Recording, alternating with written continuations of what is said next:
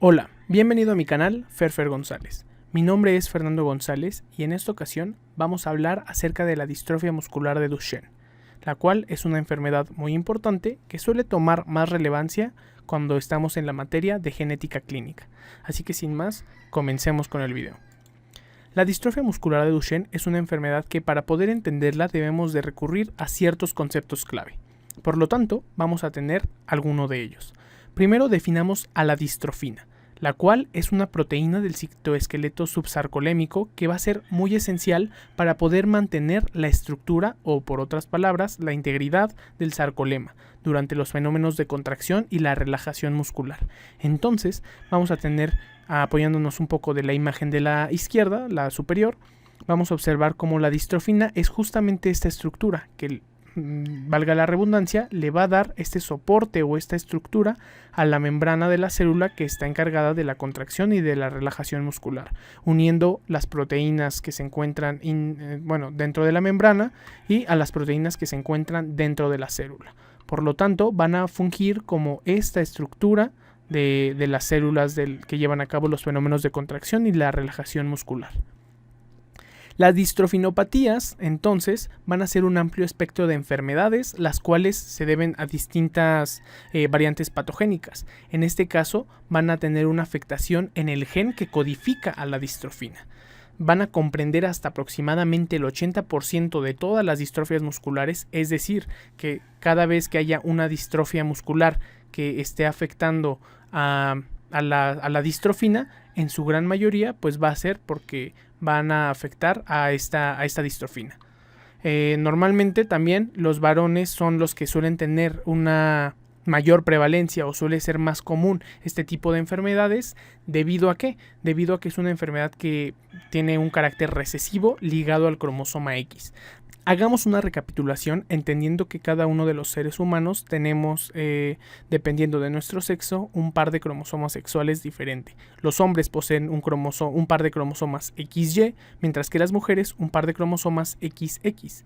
Cuando hay alguna afectación en el cromosoma X específicamente, justamente las mujeres, al tener un ejemplar, digamos igual, al ser XX, si presentan una alteración en uno de los cromosomas X, esa función que está, digamos, alterada o perdida puede ser sustituida por el otro ejemplar del cromosoma X que ellas poseen. En caso contrario a lo que sucede con los hombres, debido a que ellos solamente poseen un cromosoma X y el otro es un cromosoma Y, si hay alguna alteración en el cromosoma X, no va a poder ser sustituida esta función por otro cromosoma X debido a que ellos tienen un cromosoma Y no un cromosoma X. Es debido a esto y en gran parte a lo que se atañe esta afectación y que sea mayor en la población varonil que en la femenil. La distrofia muscular de Duchenne es una enfermedad que forma gran parte de este espectro de alteraciones. Entonces, cuando hablamos de la distrofia muscular de Duchenne, hablamos que es el tipo de distrofia muscular más frecuente en el mundo.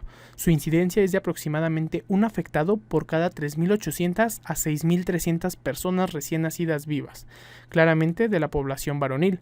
Y lo que va a observarse en esta enfermedad es una afectación en el gen DMD, que tiene un locus XP2122 y que justamente afecta a la proteína que es la distrofina.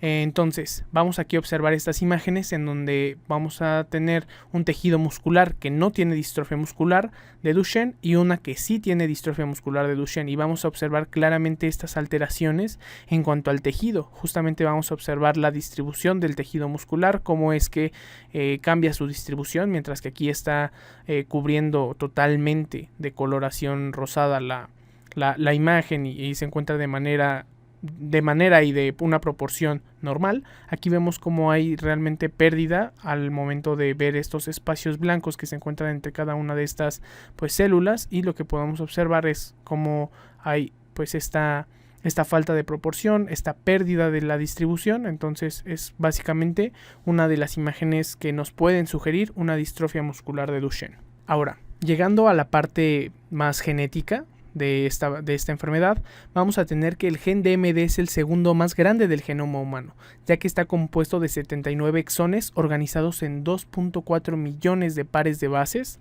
Va a codificar a una isoforma muscular de la distrofina que es de 427 kilodaltones, pero ¿cuáles van a ser las alteraciones que pueden encontrarse en la distrofia muscular de Duchenne? Pues bueno, en cuanto a estas alteraciones, vamos a poder tener una pérdida o una deleción o incluso una duplicación en estos exones. Por lo tanto, cuando hablamos de una pérdida o deleción de exones en el gen DMD, vamos a tener que hasta en 2/3 partes de los pacientes que tienen estas distrofinopatías van a deberse justamente a que haya alguna pérdida de un exón, alguna deleción de un exón, y hasta el 8 u 11% de los pacientes que tengan este tipo de enfermedad van a tener una duplicación de exones. Normalmente, ¿dónde suelen ocurrir estos arreglos, estas pérdidas o estas duplicaciones? Normalmente suele ser en la región central o en la región 5. Cuando se trata de la región central es aquella ubicación entre los exones 44 a 53 y cuando se habla de la región 5 es aquella que se ubica entre los exones 2 y el 19. Normalmente, ahora pasando a la parte más clínica, se debe de hacer una evaluación de este paciente que se sospecha con una distrofinopatía, específicamente de una distrofia muscular de Duchenne. Tenemos algunos datos previos que nos van a ser muy importantes al momento de hablar, de explorar o de sospechar en un paciente con esta enfermedad, y vamos a tener que hasta 1/3 de los casos de pacientes con los cuales se sospecha esta enfermedad van a tener una presencia de antecedentes familiares positivos de varones afectados y emparentados por rama materna. 2/3 de los casos totales se presentan como casos únicos, entonces va a ser más común poder encontrar un paciente que no tenga una relación o un antecedente de algún familiar que haya tenido esta enfermedad anteriormente que aquellos que sí las tengan esta relación. Normalmente afecta a hombres, aunque bueno, es muy posible encontrar algunas formas subclínicas en mujeres. Esto lo podemos identificar debido a que bueno, van a tener algunos síntomas como calambres, mialgias, una elevación de la creatininfosfoquinasa y una debilidad muscular discreta. Si bien la elevación de la creatininfosfoquinasa es un marcador cuando hay algún daño celular, no va a ser realmente un parámetro específico de la distrofia muscular de Duchenne, así que realmente no debe de tomarse en cuenta cuando solamente es una elevación aislada. Si es que hay una debilidad muscular discreta, calambres, mialgias y algunas alteraciones que nos hagan ya sospechar de alguna distrofia muscular, es entonces cuando esta elevación de la creatininfosfoquinasa sí toma una relevancia mayor. Entonces siempre hay que tomar en cuenta con mucho cuidado y mucha precaución este tipo de valores de laboratorios. Algunos otros datos que nos hacen sospechar de una distrofinopatía específicamente van a ser ya de forma clínica. Si tenemos un infante que es varón, si tiene entre 2 a 5 años, que tiene una edad con retraso en la adquisición o alteraciones en la marcha, es decir, si a la edad de los 3 años, por ejemplo, o a la edad de los 4, aún sigue teniendo problemas para poder establecer una marcha correcta, entonces ya es cuando se comienza a sospechar.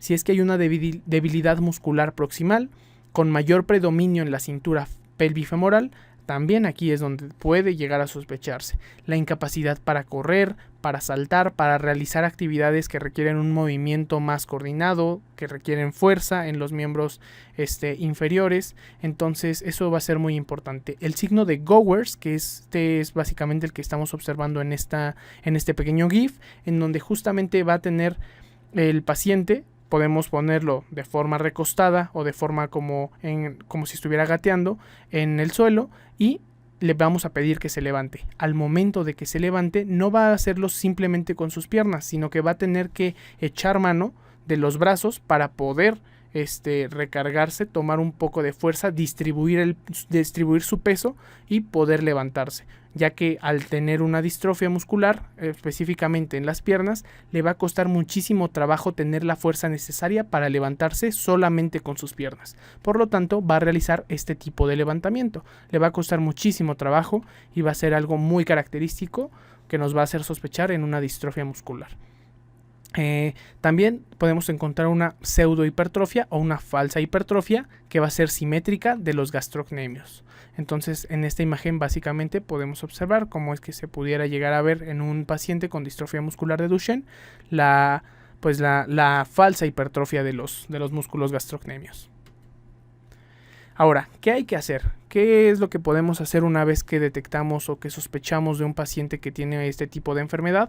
Pues como les había mencionado, se debe hacer una evaluación de la CPK sérica, donde pues suele encontrarse elevada desde 50 a 100 veces sobre su valor normal en este tipo de pacientes. Y posterior a eso, posterior a que se hace este estudio y que se sospecha y sale positivo para poder seguir sospechando en esta enfermedad, debe de hacerse un estudio molecular del gen DMD, que es el que mencionábamos anteriormente. Se debe de realizar una vez que se haya confirmado que tenga una elevación de la creatininfosfoquinasa. Se debe de realizar con el DNA de leucocitos de sangre periférica o de la mucosa oral y debe de identificarse el genotipo causal hasta en aproximadamente un 95% de los pacientes. Entonces es muy alto el rango de pacientes en los cuales pues es identificado el genotipo causal de esta enfermedad. Y hay algunos otros estudios de los cuales también pueden hacerse uso, como la biopsia muscular, la electromiografía y la velocidad de conducción nerviosa, aunque normalmente este tipo de estudios suelen ser más invasivos y se realizan en caso de no estar disponible el estudio molecular del gen DMD. Aquí podemos observar una imagen de este tipo de estudio que les hacía mención, y en esta imagen de la derecha, donde vemos un diagrama de flujo, un algoritmo en donde podemos observar cómo es que se lleva a cabo toda esta exploración, ¿no? Cómo es que si no hay algún procedimiento, se debe de hacer la exploración del estudio molecular del gen DMD y cada uno de los pasos a seguir en caso de que estemos sospechando de esta enfermedad. ¿Cuál va a ser el tratamiento para este tipo de pacientes? Pues hoy en día la esperanza de vida de los pacientes que tienen esta enfermedad es de aproximadamente mayor a 25 años. Normalmente hay algunos puntos importantes que se deben de tomar en cuenta, o algunos puntos claves a lo largo de la vida de estos pacientes, en los cuales deben de hacerse vigilancias o procedimientos específicos necesarios, ya que por ejemplo entre los 4 a los 6 años de edad se le administra medicamentos como prednisona vía oral a una dosis de 0.75 kilogramos por día, o deflazacort por vía oral 0.9 miligramos por kilogramo por día.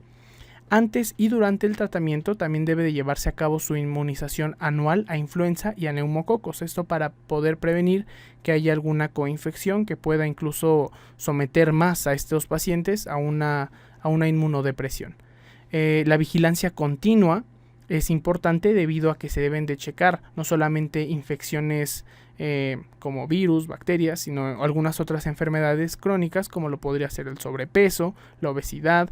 Tenemos que estar atentos a algunas alteraciones como alguna posible pubertad retrasada, talla baja, resistencia a la insulina, a la hipertensión arterial y a diversos factores que pueden estar asociados a pues justamente esta distrofia muscular de Duchenne. Normalmente también suelen cursar en algunas ocasiones estos pacientes con arritmias malignas o incluso disfunción ventricular derecha e izquierda. Por lo tanto, es muy importante que lleven un seguimiento constante, continuo con sus médicos o con las instituciones de salud que estén siendo atendidos, para precisamente tener una atención y una vigilancia adecuada y cumplir con esta posible esperanza de vida mayor a 25 años. Y de momento esto sería todo. Esta es la bibliografía que he utilizado para la realización de este video. Si es que te gustó y es que te fue útil, me ayudarías mucho dándole like, compartiéndolo, y te espero en el próximo video.